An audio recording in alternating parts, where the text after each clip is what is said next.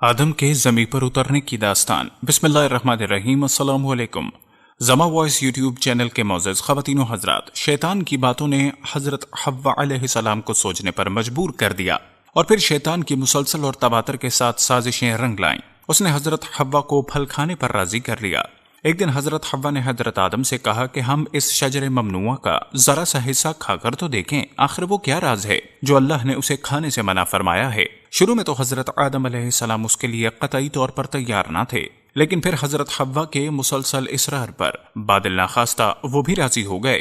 अभी इन दोनों ने फल को पूरे तौर पर चखा भी न था कि उनकी सतरगाहें एक दूसरे पर अय्यां हो गईं, जिस पर दोनों बदहवासी और परेशानी में जन्नत के दरख्तों के पत्ते तोड़कर अपने बदन पर चिपकाने लगे।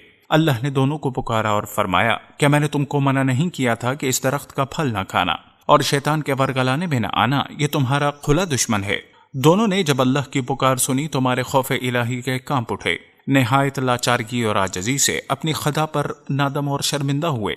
बारगाहे खुदाबंदी में अर्ज की कि ए हमारे रब, हम दोनों से बहुत बड़ी गलती हो गई है। अब अगर आपने हम पर रहम करम न किया और मुआफ न फरमाया तो हम तबाह बर्बाद हो जाएंगे। हक ताला ने फरमाया कि अब तुम दोनों एक खास मुद्दत तक जमीन पर ही रहोगे, जहां तुम एक दूसरे के दुश्मन होगे और वहां ही मरना और इसी रोज फिर पैदा होना है। चुनाचे दोनों को जमीन की तरफ रवाना कर दिया गया। हजरत आदम की यह गलती न गुनाह था और न फरमानी थी, बल्कि मामूली किस्म की लग़्ज़िश थी। चुनाचे कुरान करीम में इरशाद बारी ताला है, शैतान ने इन दोनों से लग़्ज़िश करा दी, शैतान ने उनको फिसला दिया और बिलाशुबा हमने आदम से एक इकरार लिया था, बस वो उसको भूल गया और हमने उसको पुख्ता इरादा नहीं पाया, या हमने उसको इकरार के पूरा करने में उसके इरादे और कसद का दखल पाया।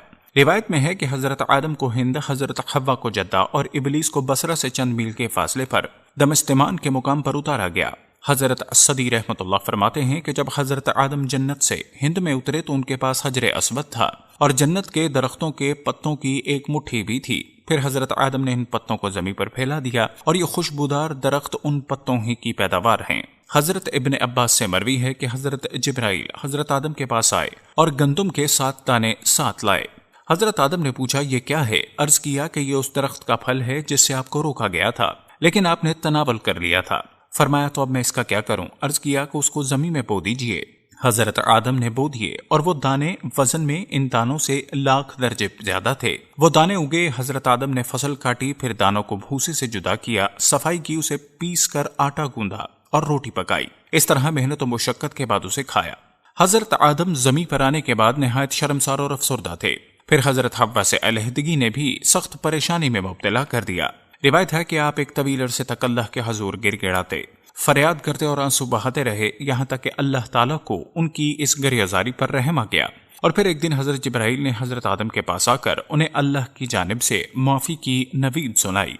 हजरत आदम अलैहिस्सलाम खुशी से सरशार बारगाहे खुदाबंदी में सरबसजूद होकर शुक्र बजा लाए। फिर हजरत जिब्राइल उन्हें लेकर मक्के आए, जहां हजरत आदम ने काबा शरीफ की बुनियाद रखी और हजर अस्वद को काबे की दीवार पर नस्ब फरमाया।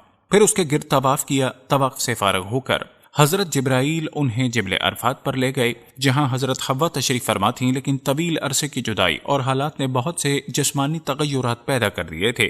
चुनाचे दोनों एक दूसरे को पहचान ना पाए, जिस पर हजरत जिब्राइल ने दोनों का तारुफ करवाया। हजरत आदम की वफात का वक्त आया और फरिश्ते घर में दाखिल हुए तो आप समझ गए। अपनी अहलिया हजरत हव्वा और अपने बच्चों से फरमाया कि तुम सब मुझे तन्हा छोड़ दो। इसके बाद अब अल्लाह की हम्द सना में मसरूफ हो गए। फरिश्तों ने रूह कब्ज की, फिर गुस्ल देकर कफन दिया, खुशबू लगाई, गढ़ा खोद कर कब्र बनाई।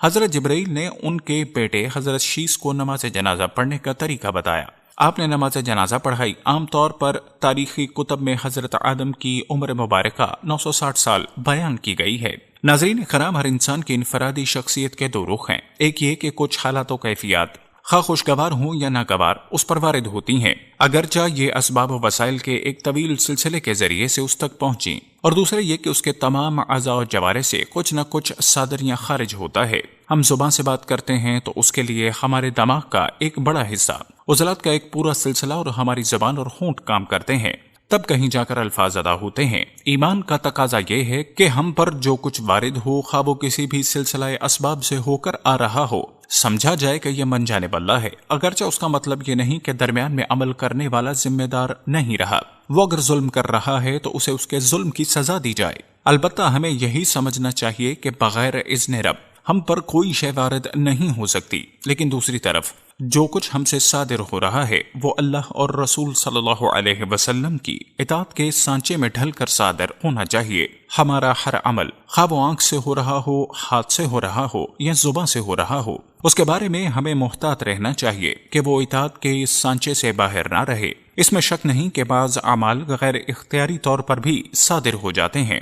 مثلا راہ چلتے کوئی ایسی آواز آپ کے کانوں میں پڑ گئی جس کا بلا ارادہ سننا گناہ ہے، اور اچانک کسی نامحرم پر نگاہ پڑ گئی، لیکن یہی اعمال اگر اپنے ارادے اور اختیار سے کیے جائیں تو ان کی نوعیت میں زمین آسمان کا فرق واقع ہو جاتا ہے۔ چنانچہ جہاں بھی آپ کا اختیار کا سانچہ موجود ہے، اس میں برآمد ہونے والا ہر عمل گویا اللہ اور رسول کی اطاعت کے سانچے میں ڈھلا ہوا ہونا چاہیے۔ ارادہ اور عمل کے اختیار کے بارے میں ایک متوازن نقطہ نظر رکھنا بہت ضروری ہے۔ ہمیں جو اختیار حاصل ہے وہ اتنا زیادہ بھی نہیں ہے جتنا عام آدمی سمجھتا ہے، بلکہ ہماری مجبوری کا پہلو بھی یقیناً بہت بڑا ہے۔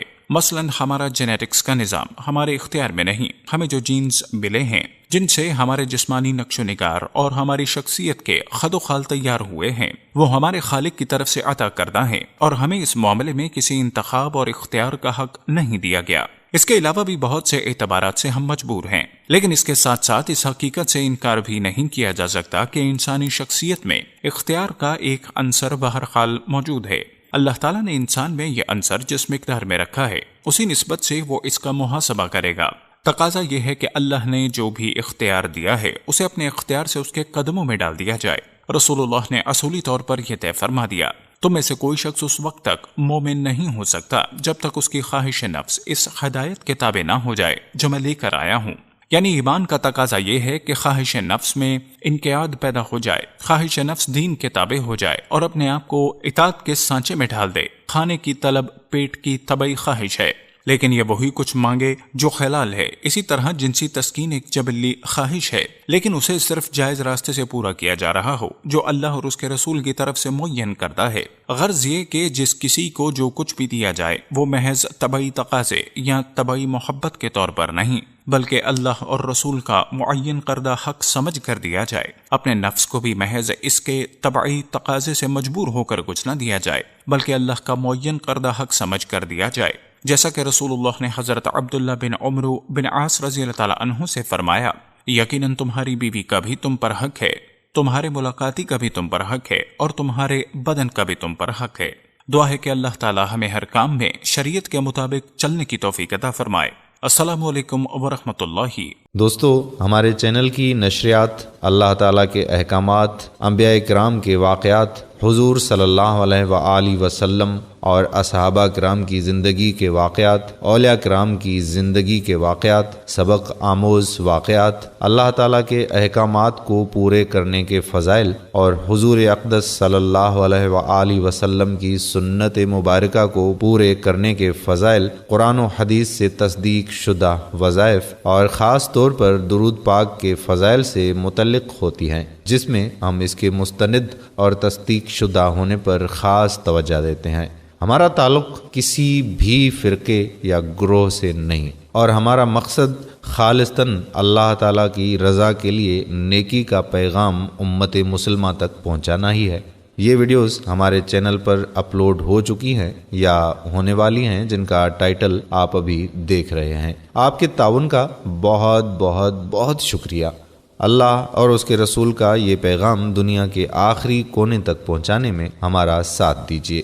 ہمارے چینل کو سبسکرائب کریں اور ہمارے فیس بک پیج کو لائک کریں اور ہماری ویڈیوز کو شیئر بھی کیا کریں۔ یہ صدقہ جاریہ ہے جس کا ثواب ہمیں مرتے دم تک بلکہ مرنے کے بعد تا قیامت ملتا رہے گا۔ اپنا خیال رکھیے گا۔ اللہ تعالیٰ کے احکامات کو پورا کرنے اور حضور صلی اللہ علیہ وآلہ وسلم کے طریقوں کے مطابق زندگی گزارنے کی کوشش اور نیت ضرور کیجیے گا، اور درود شریف کا بہت زیادہ اہتمام کیجیے اور لوگوں کو بھی اس کی تلقین کرتے رہیں۔ درود شریف دنیا و آخرت کے خزانوں کی چابی ہے۔ حضرت حذیفہ رضی اللہ تعالی عنہ کا فرمان ہے کہ درود شریف کا پڑھنا درود شریف پڑھنے والے کی اولاد اور اس کی اولاد کو رنگ دیتا ہے۔ جزاک اللہ۔